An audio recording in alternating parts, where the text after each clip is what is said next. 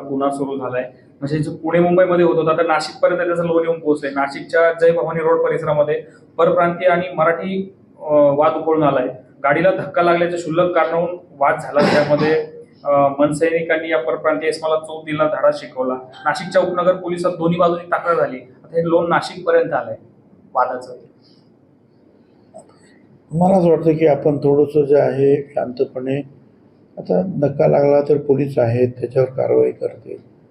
कुणी कायदा हातात घेऊ नये हे मुख्यमंत्री वारंवार सांगतायत.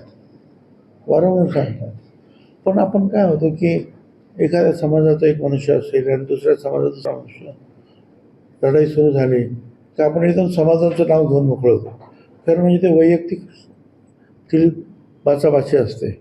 पण आपण समाजाला घेऊन टाकतो. एखादा अल्पसंख्याक असेल आणि दुसऱ्या बाजूला आणखी बहुसंख्याक असेल, आपसात मारामारी असतं. ताबडतोब आपण नाव घेऊन मोकळे की दोन धर्मीयांमध्ये मारामारी. पण ते असले दोन व्यक्तीमधला तो प्रश्न असतो. कोणी धक्का लावला, कोणी गाडीला ठोकर दिली, कोणा काय. मग त्याच्यामुळे सर्व समाज उगवण्याचं काही कारण आहे असं मला काही वाटत नाही.